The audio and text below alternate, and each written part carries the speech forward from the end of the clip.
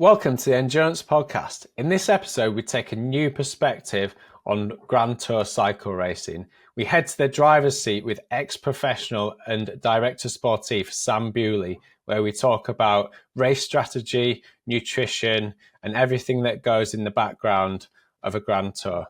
We hope you enjoy.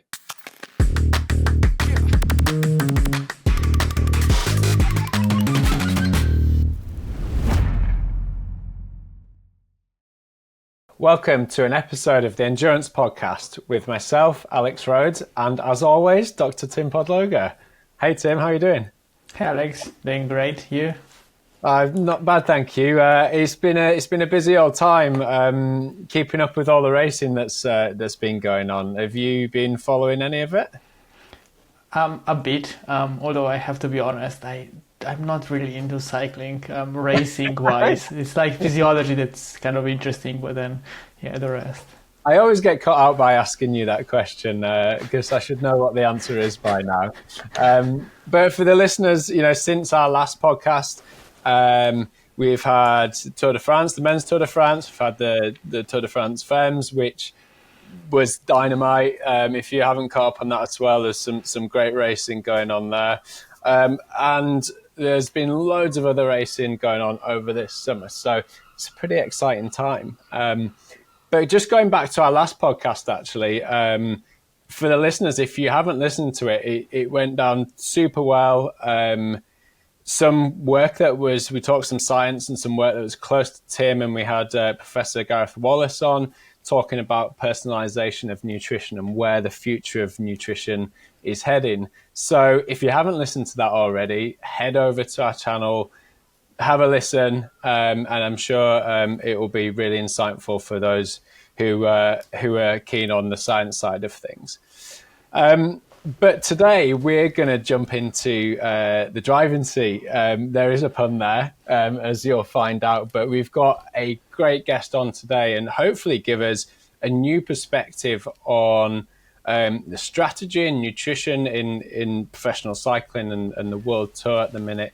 He's a former pro himself, 2 times Olympic medalist, and is the current director of sportif at Israel Premier Tech cycling team.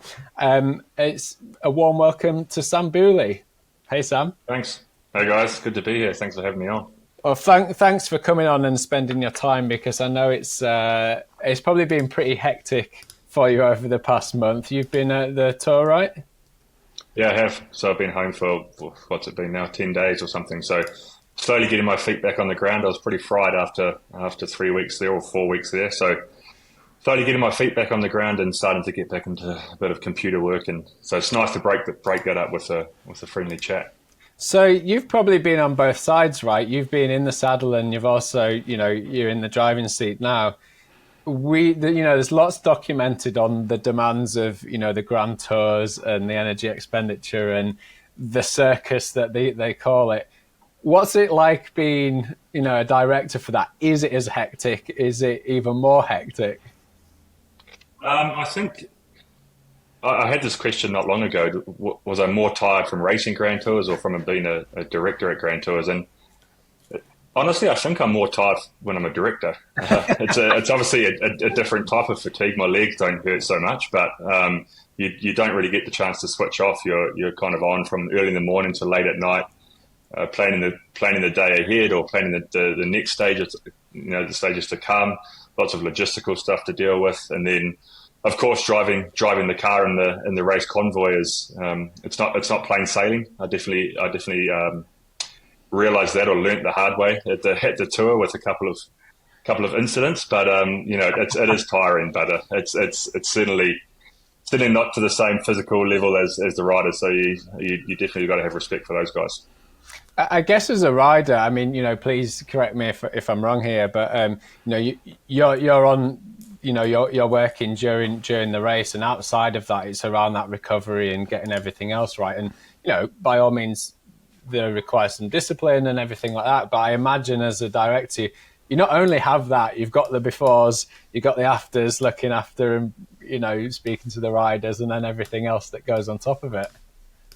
Yeah, and you've got, your primary focus is the riders, of course, and after each stage, analyzing how things went, what could we have done better, what did we do well, and then trying to put that into the next stage strategy. So that's the primary focus. But of course, you've also got multiple vehicles that you've got to move from A to B or to different feed zones or bottle points, and and 25 or 30 staff members to kind of coordinate as well. So it is a busy job, and that's why at a Grand Tour we have three sports directors there and a coach normally as well. So we try to spread the load a little bit, but there's certainly a lot to do.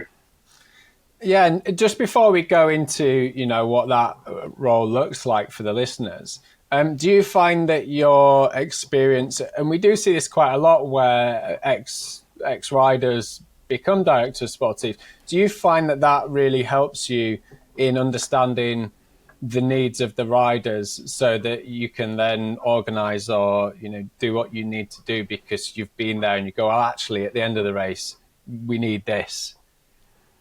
Yeah, for sure. And I think a big part of it is understanding how the riders are feeling, how they're feeling emotionally after a day, whether it's been successful or whether it's been a tough day at the office, kind of understanding when they need space, when they want to have conversations, and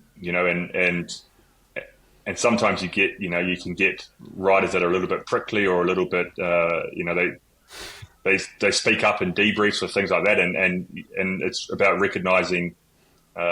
Sometimes those guys they're so tired that it's easy to sometimes get a little bit caught up emotionally. But so yeah, you sort of understand all of that stuff, and I try to stay as current as I can with racing. I retired at the end of 2022, so not so long ago, but as anybody who watches professional cycling, so obviously not Tim, it's a forever changing landscape, and the way these guys are racing day in, day out, especially this year's Tour de France, the racing strategies and the racing style is changing so quickly. And that's why it's important, I think, to also have young directors who are fresh out of the sport, constantly coming into the group over time, just to stay current, I guess. Yeah. Go on, Tim. Yeah, when you were a rider, did you realize how much it's going behind the scenes and like how much logistics it is for each and every race? No, not at all. Not at all. It was a real light bulb moment when I became a sports director and I did my first race as a sports director, just to see how much goes on behind the scenes. Because when I was a bike rider, I was probably just as demanding as the next one, where you think, what are these guys doing? They've got time to bring me a bottle of water to my room or to do some menial task that's easy to do by yourself. But of course, you've as a rider, you have that. There's a reason why you have that support crew around you, and it's so they can help you with those things, so you can recover. But only now since I've been a sports director have I realised that the day is certainly not empty with things to do. So yeah, it was a bit of a enlightening moment. And I always find that really fascinating that I've, as grown up and things, I've been part of team sports and I've been part of individual sports.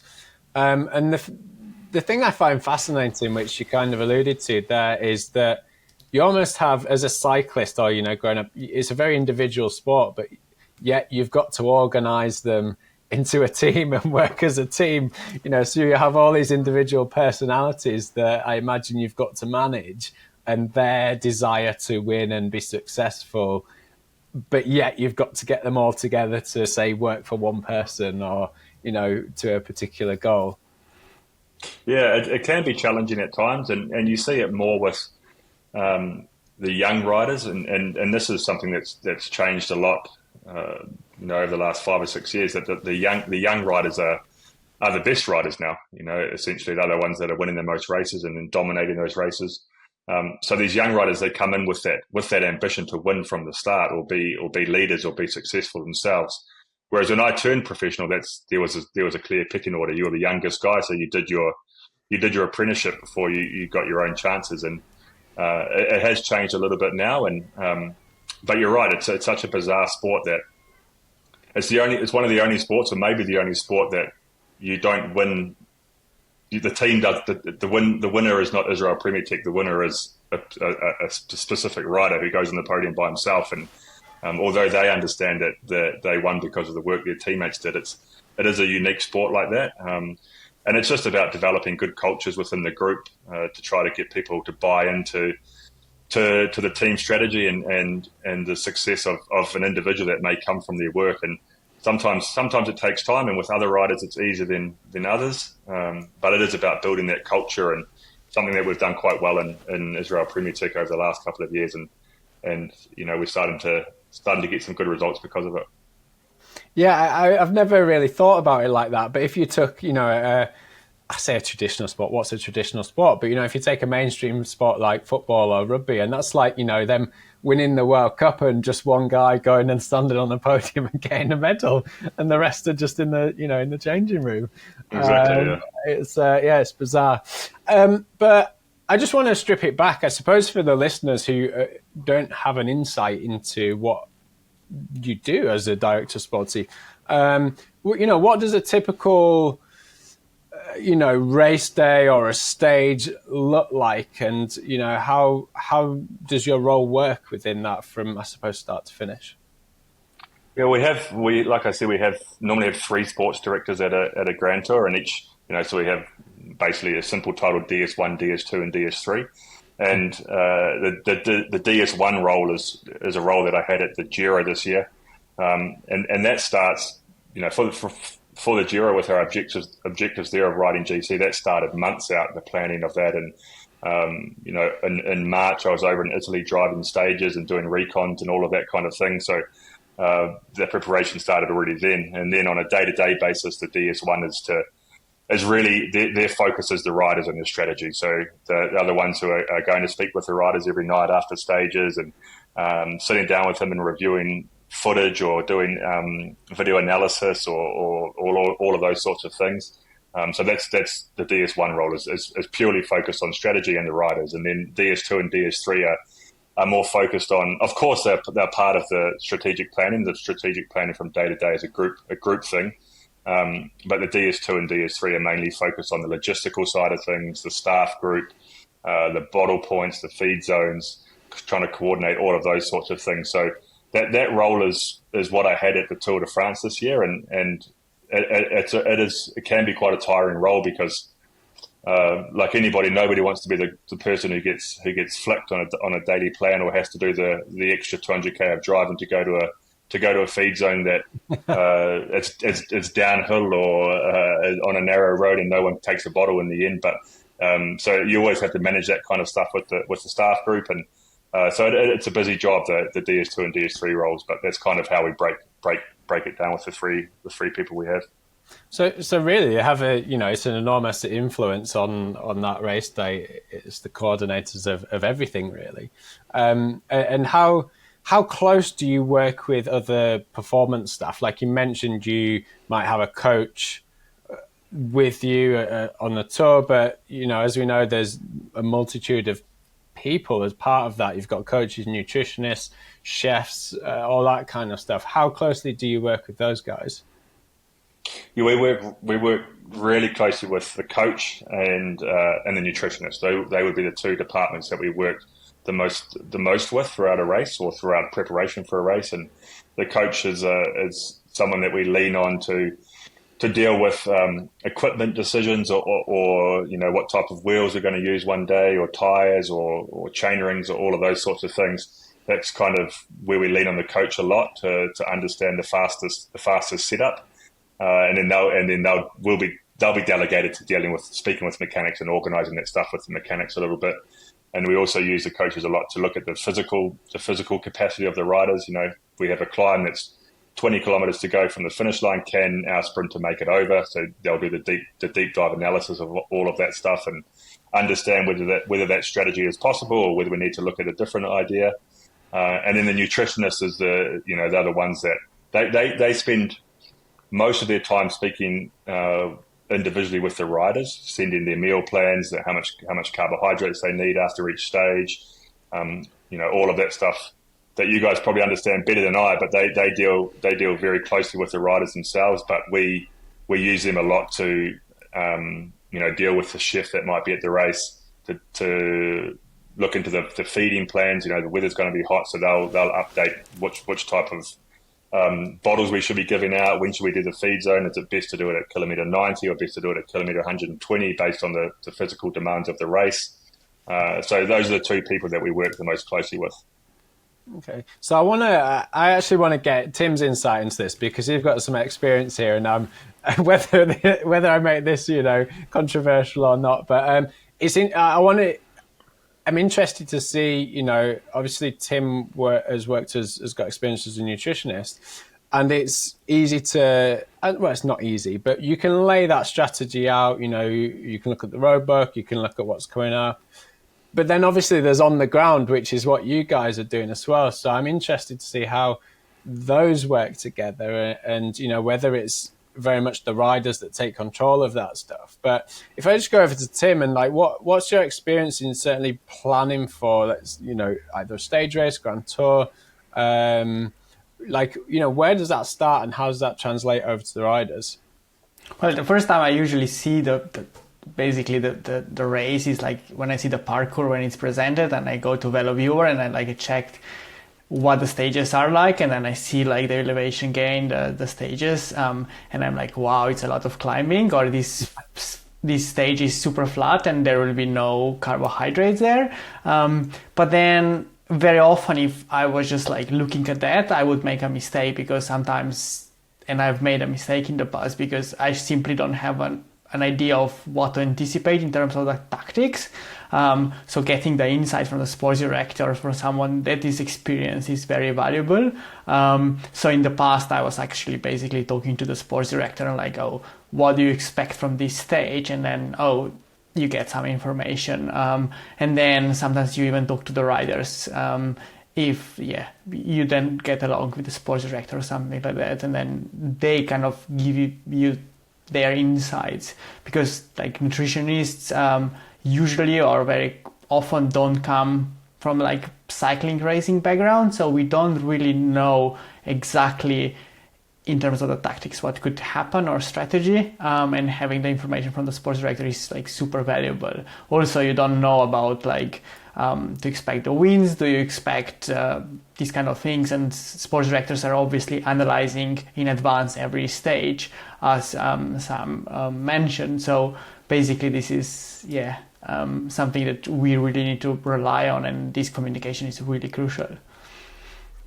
So Sam, from your point of view then, how do we start, and what does the development of a strategy for a race look like? And is that done with those extra people, coaches, nutritionists in hand?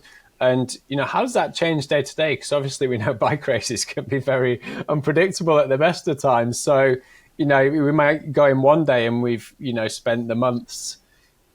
This is our strategy for the race, but, things can happen, riders can crash, weather can change. How do you go about that? Yeah, you have to be always flexible and adapt to different situations. I guess the extreme of it is adapting in a split second in the race car and making the decision on the radio, but based on the way something's played out. But you also, like you say, you can have a plan. For example, at the Giro d'Italia this year, we were going there to try to focus on a top 5 in the GC with Derek G. But what if he crashed out on stage 3 or stage 4? So we did have in the back of our minds, not that we shared it with the riders too much because we wanted to stay positive, but we did have a plan of what we would do in that situation and how we would pivot and how we would remotivate the group. And then at the Tour de France, when you have a stage win objective where you're not riding the GC, you can kind of identify a little bit easier what stages might be relevant to a breakaway, or certainly a sprint stage is easy to identify. Well, 9 times out of 10, it's easy to identify, and then you have to, so you can have a basic idea of which riders a specific stage suits. But then you have to adapt as the race goes on. It always depends who's in the yellow jersey. Is the GC close? Is Pogacar and Vingegaard only separated by 5 seconds? So does that mean they're going to just race like maniacs on that stage, which means the breakaway has no chance? All of these different things you have to look at.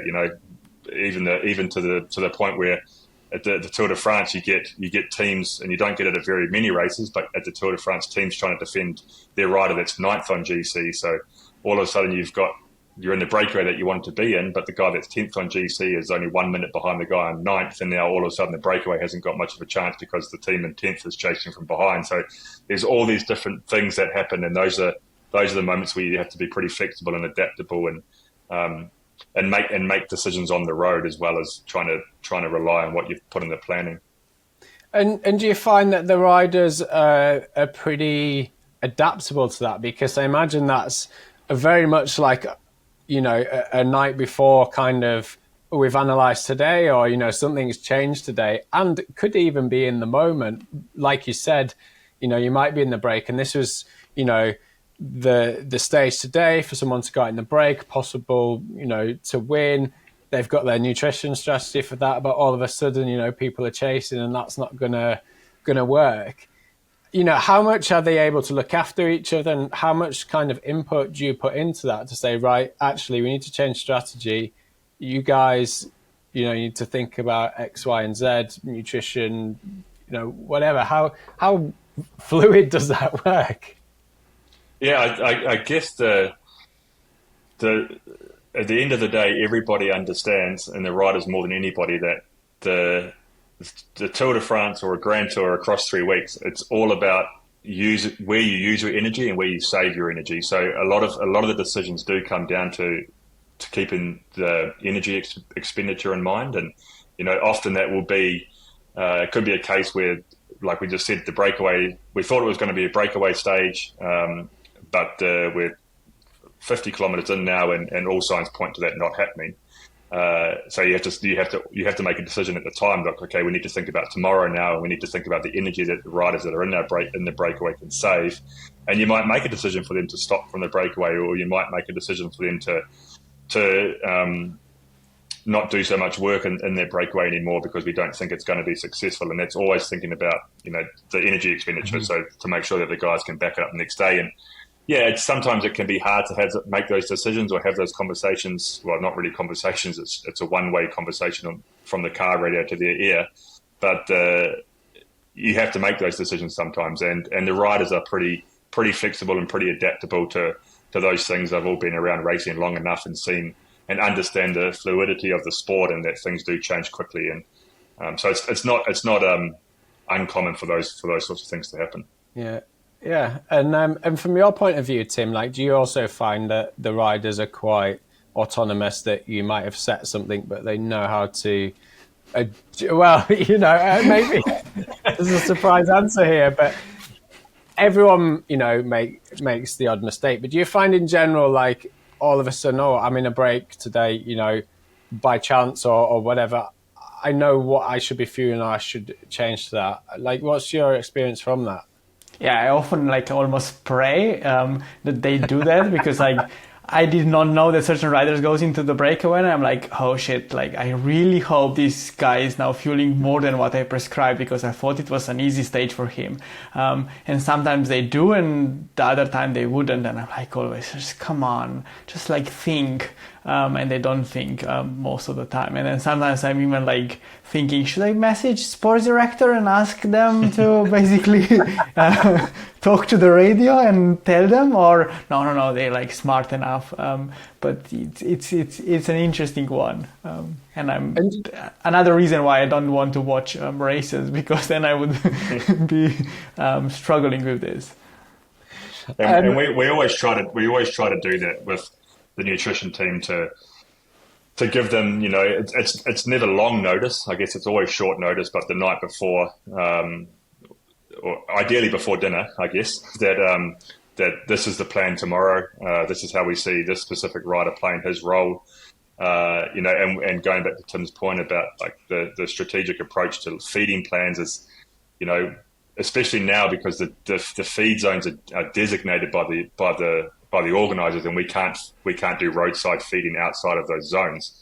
So we have to give the nutritionist a heads up sometimes. They're like, hey, there's a feed zone here, but the chances of the guys getting anything from that feed zone is very, very small, because it's a part of the race where it's going to be super aggressive or it's crosswinds.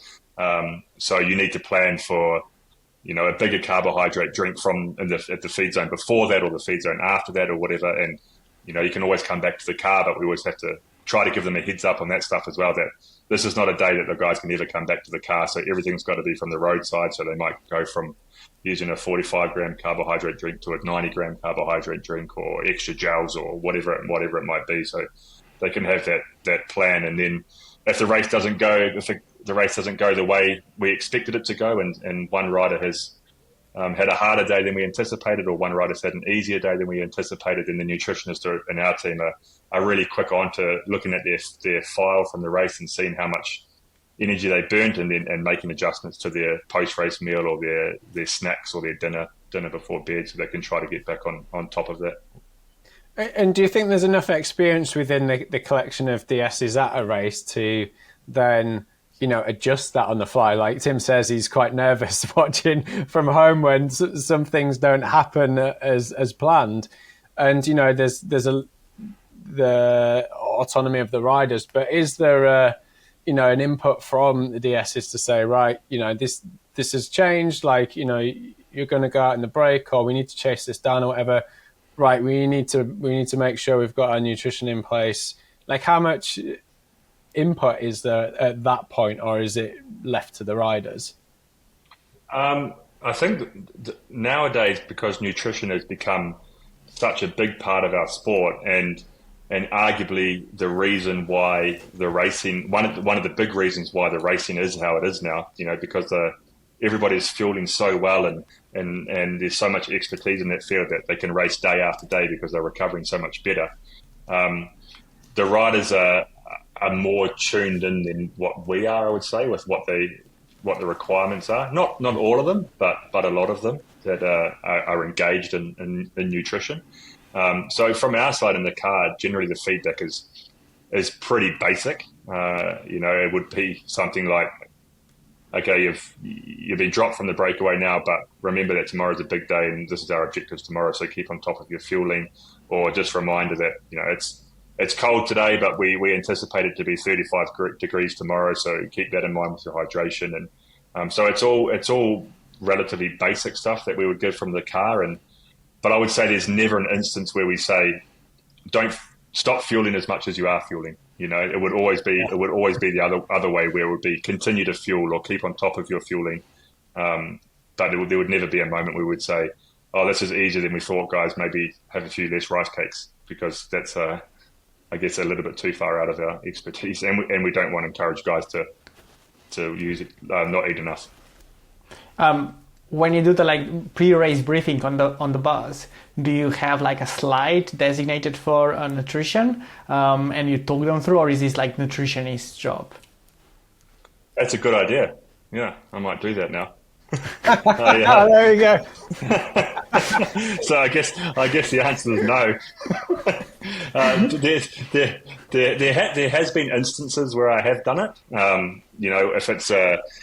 If it's a big one-day classic or something, I will put up we have a spreadsheet that we use for the bottle points every day, which has the kilometre markers, who's going to be at that bottle point, and what type of fuel is going to be there. And that's plugged in by the nutritionist. So we'll always have that up on the screen, just so the guys can have a mental picture of where, how often they're going to have roadside bottle points. And then if it's a big classic or a really demanding day, then I will try to put a bit of emphasis on the carbohydrates, the grams per hour that the nutritionist has prescribed, and say, look, this is why it's like this. It's why it's 120 grams today, because it's a big day. So guys, just make sure you're always mindful of that and keep on top of that throughout the race. But no, it's a good idea to do that. So yeah, thanks. There we go.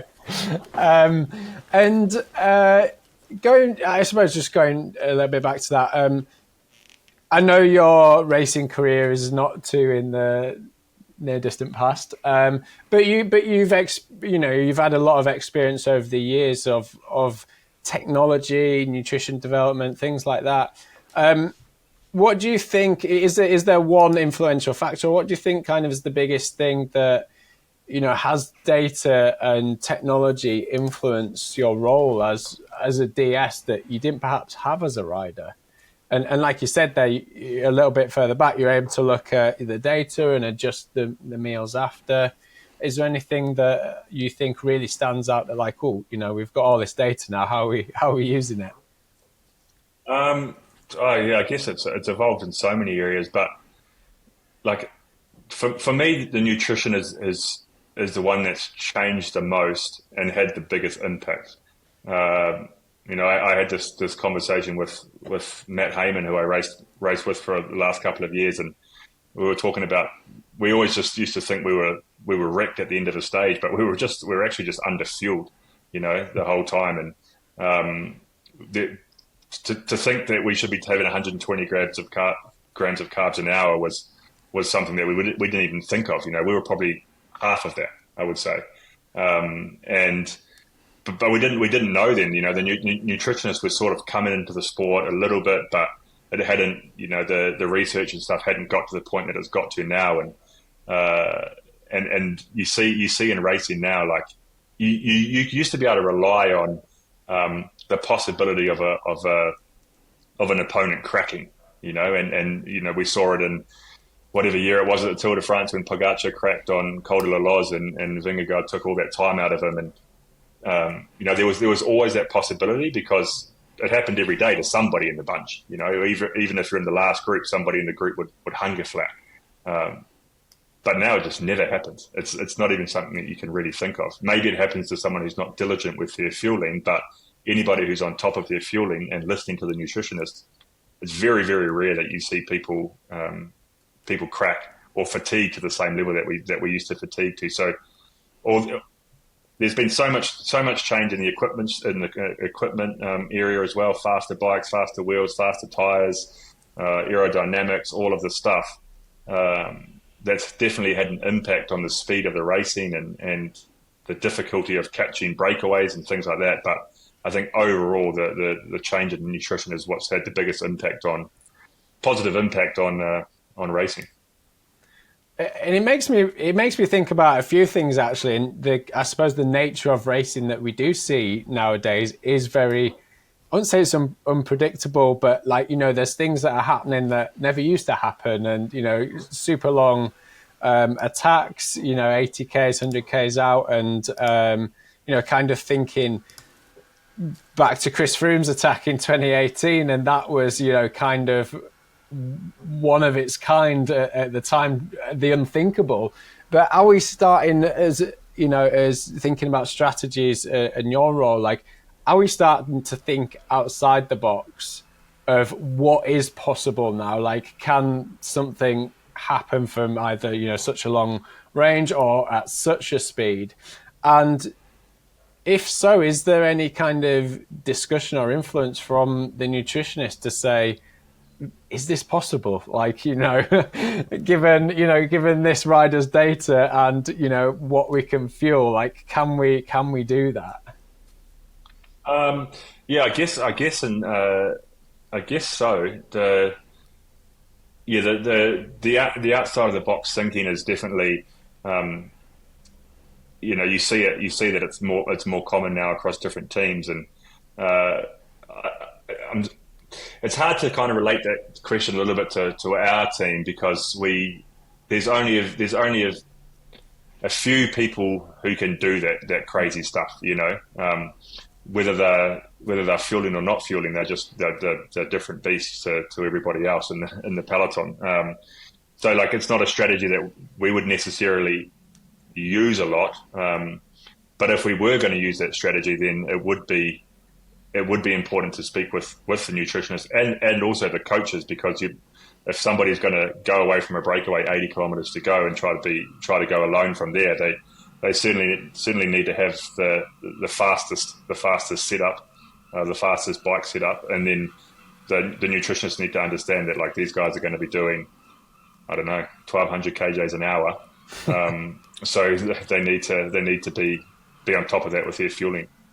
Yeah, and I totally understand that, and we probably shouldn't be naive to the fact that there are other influences like tactics and not allowing riders to do that. It's just we're just seeing almost a new era, or certainly in my eyes as a spectator, is a new era of cycling over the past 4 or 5 years, where it is very on some days predictable, but also sometimes unpredictable. We don't know where people can go from now, or at what speeds people can go up climbs anymore. And maybe that's attributed to tech and fueling and things like that. So like that, it is a fascinating kind of development that's going on, and I just wondered whether that is kind of a feel amongst, I suppose, the teams. Do we not know what might happen today? For sure. It's far less predictable than it used to be. And going back to, like you can look at the Tour de France from 1 month out and say, okay, there's six sprint stages, for example, like this year. Well, the first one was 30 guys made the finish. There was a little bit of wind, and then all of a sudden it was 30 guys sprinting, and half the sprinters weren't there. So it was, that was something that you don't expect. And then you also look at the mountain stages and think, look, very, very hard to win in the mountains now, or very hard for breakaways to win in the mountains now because of the speed that those top teams climb at, and the speed that Pogacar and Vingegaard climb at. And then you see 2 or 3 stages in the mountains this year where the breakaway survived, and he had 1 minute at the bottom of the last climb, and you think, how the hell did that happen? We never saw that coming. So it's definitely getting more and more unpredictable, and a lot of it is when the races open up. It used to be able to look at a course profile and be like, okay, it's obvious on this climb is when they're going to start attacking or they're going to start racing, and then nowadays it's like someone's moving on a descent or trying to attack on a downhill or taking advantage of a narrow road, and all of a sudden when you thought the race was going to start opening up 60k to go, it's like opening up 160k to go, and so it is getting harder and harder to predict. And I guess the crux of it is that you need to look at different scenarios and do your best to estimate how you think the race is going to go, but always be open to the fact that anything could happen at any time. Yeah. And I want to move on to a little bit on race fueling now, like outside of that. And you're obviously in the car following the riders, and at times riders come back to you, either to come and collect bottles for the rest of the team or to get some nutrition themselves. Has there been any points where you've I wouldn't say override, not gone against the nutritionist, but been like, hey dude, like you need some more fuel, like, or you need to do, you need to take this because you're cracking. Like, do you have much input on that, or do they kind of like, those guys know and it's like they're at you, like, give me some more? I guess it's really hard to give input there because you don't know, when a rider comes back to the car and asks for a water, for example, and your initial reaction will probably be, oh, do you want a carbohydrate drink or a gel instead? That's kind of because you are always mindful of trying to avoid riders underfueling, but it's hard to give input because you don't know what they've had. So you short of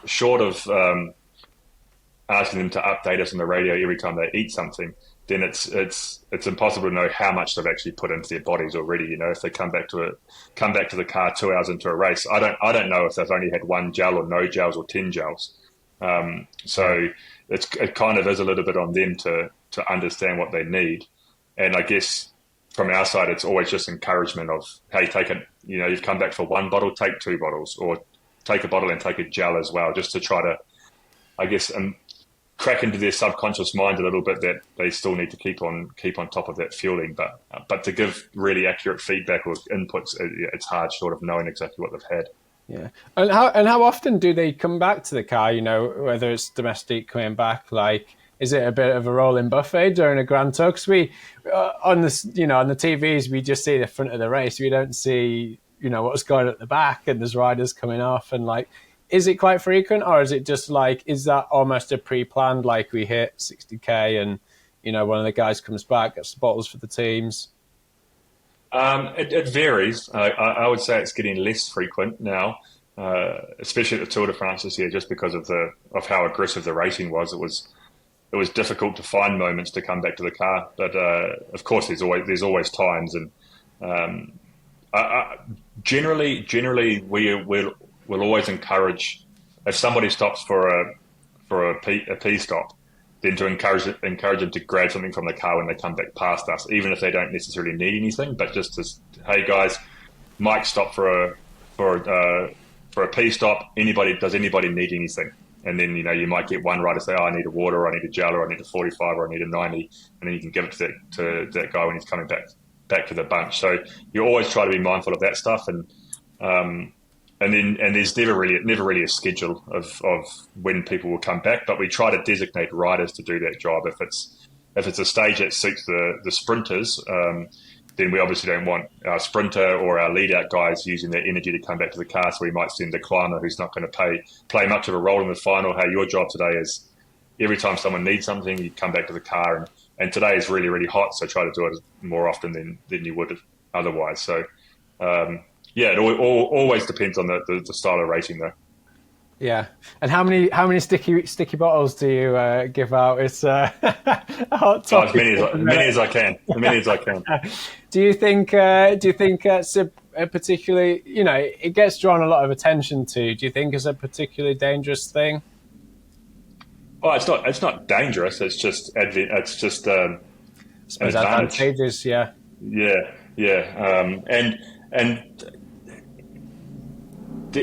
Every single bottle is a sticky bottle. That's the reality of it. Because it's never just a clean handover. It's always a little push, or a little push here, a little push there.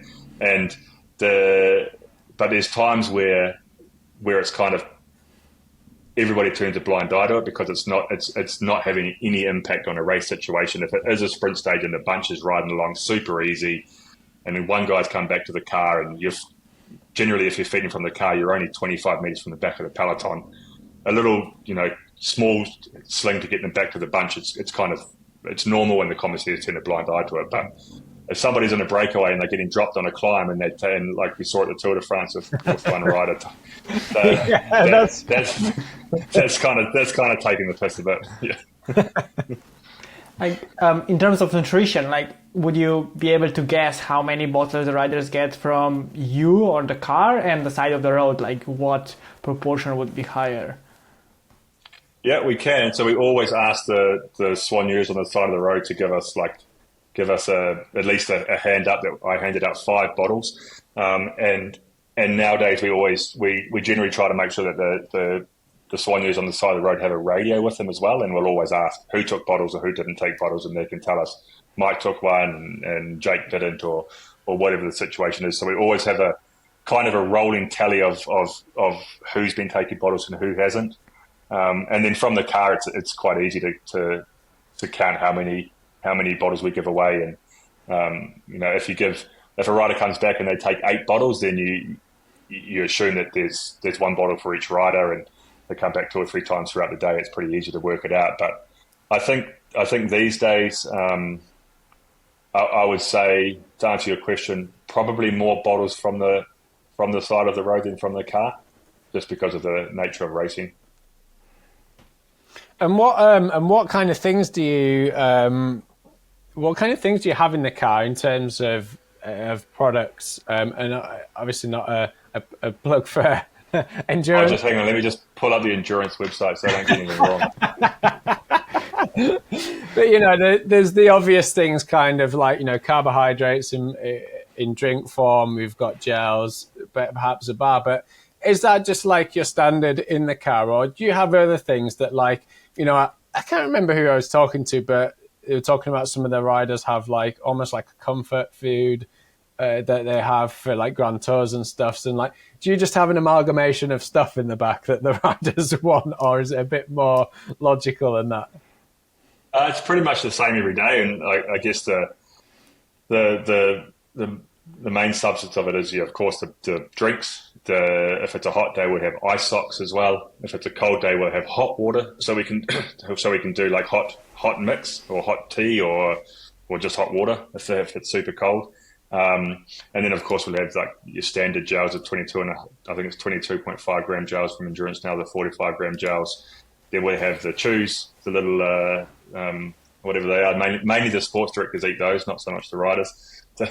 And then caffeine gels, and that's kind of the what's always in the car. And then on top of that, we have Rice Krispies. So our Swannies make Rice Krispies, which is the new thing now, and it used to be rice cakes, so just plain white rice with whatever, blueberry in it or something like that, and now it's gone on to salted caramel Rice Krispies or chocolate Rice Krispies, and so those are again things that the DSs want to eat, but the riders are always pretty keen on getting their hands on one or two of those when they come back to the car, so we leave them for them. But that's basically the standard protocol of what we'll have in the car. I think I much prefer the newer Rice Krispie cakes than the old rice cakes. And do you get any riders that want, like, are they all happy in terms of, like, they'll have fluids, gels, bars, or do you get some riders who are a little bit like, nah, I want this, this specific type of bar from wherever, like almost a little bit diva-ish? You do sometimes. I think generally with we're really lucky with endurance that all of our riders love the product.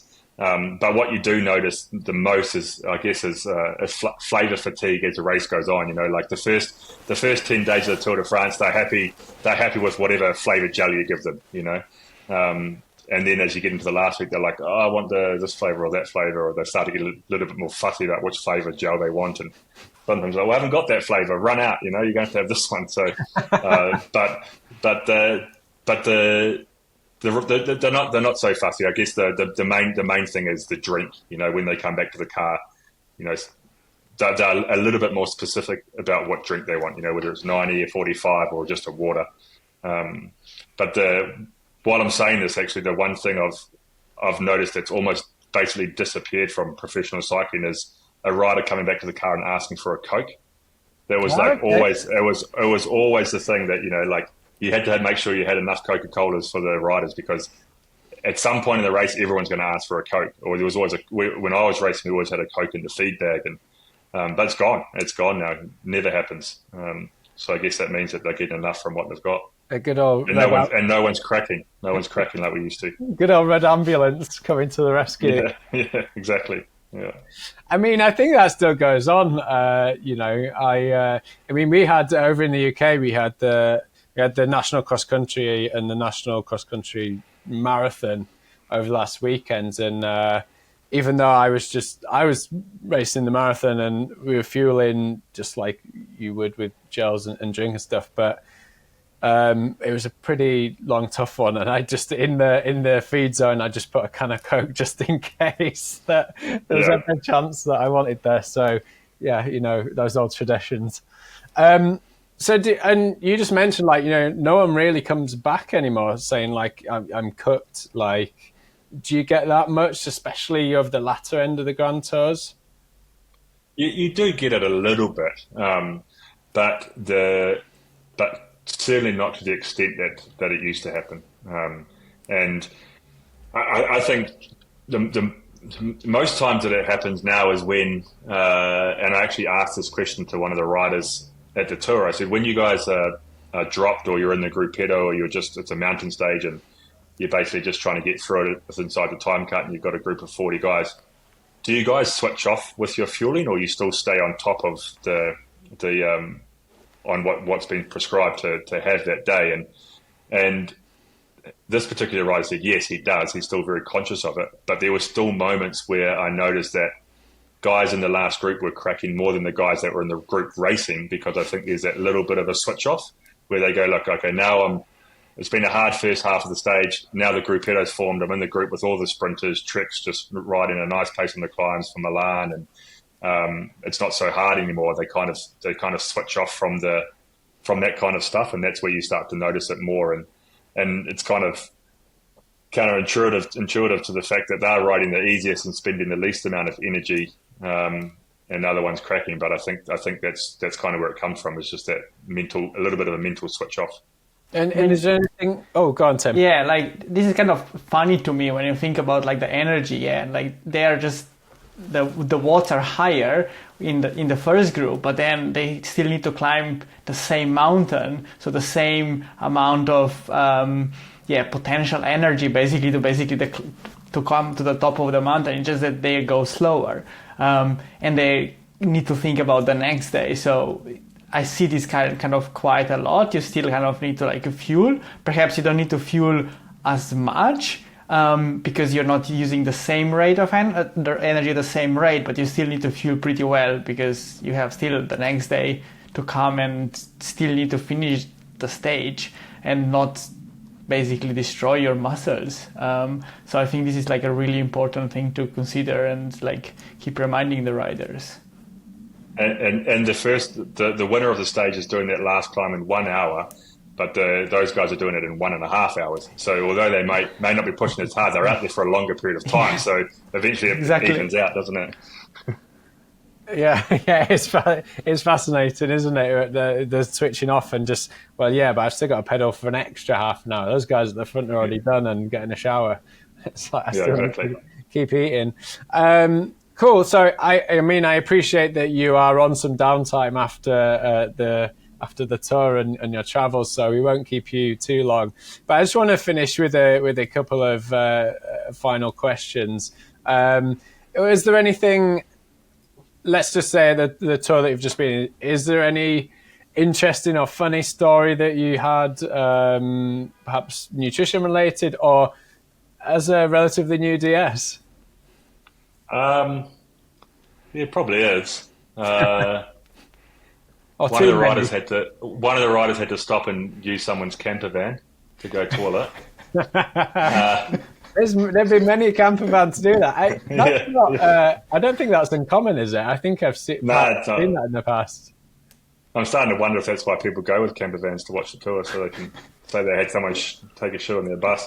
But the outside of that, from me, for as a new DS, I guess I said driving the convoy is pretty hectic. I did prang a car, so I was driving the first car and Steve Bauer, who was on the radio in the passenger seat, he had to get out of my car and get into the second car because our car was a DNF. So that was a bit of a bummer. So we spent half an hour on the side of the road, me and the mechanic that was in the back with the mechanics from Skoda while they got the car roadworthy again, and then we just turned right off the course and went back to the hotel. Didn't even make the finish that day. So that was, although it's kind of, I can kind of look back on it and laugh now, but at the time it wasn't quite so funny. Yeah, I mean, at least it was a car and not a person. Hey? Yeah, exactly. Yeah. I'm surprised that doesn't happen more often. It's insane on those climbs. Trying to drive through like hundreds of thousands of people that just making the road barely a car width wide. It's that was for me the most nerve-wracking part of driving at the Tour de France, was just navigating through these crowds of people. It's dangerous, and I'm surprised that it doesn't happen more often, that someone gets clipped by a car. Thankfully not, but. And just in addition to that question, actually, do you have? It sounds quite bizarre, but you've got mechanics in your cars which are following the riders. Do you have a car mechanic that's following the cars as well? Yeah, at the tour you do. You don't have it at every race, but at the tour you have basically a mechanic shop in the back of a van that follows behind the cars, and a tow truck as well, just in case. I did not know that. So you got a convoy following a convoy. Amazing. And what 5 things will you always have in your car when you're setting out for a stage? Always an iced coffee for the final part of the stage when I start getting tired. How do you get get that and keep it cool? Do you have to get that before the stage starts, right? Yeah, it just sits in the cooler in the back with all the riders' drinks. Yeah. So we try not to make sure there's space first. We don't take out their bottles and put our iced coffees in, but generally always try to have an iced coffee. What else do I always have? My iPad, my phone, iPad for ValoViewer and all of that stuff. Highlighter pens, and at least a minimum of 5 start lists. Okay. I guess that's 5 things on its own, 5 start lists. Yeah, it could be. Oh, cool. Yeah. Cool. I mean, you've provided us with no end of insight to what it's like there. And I think, for the listeners, I've learned so many things that I never knew watching as a spectator, just on the screen, because you just don't see that stuff going on. Maybe sometimes if you're watching the all day coverage and you see a little bit going on at the back, but certainly when the racing starts, you just never see any of this stuff or get a perspective of it as well. So we massively appreciate your time for coming on today, and we've been able to see the other side of the sport. So thank you very much, and to all the listeners, we hope that you enjoyed it, and we'll see you again soon. Thank you.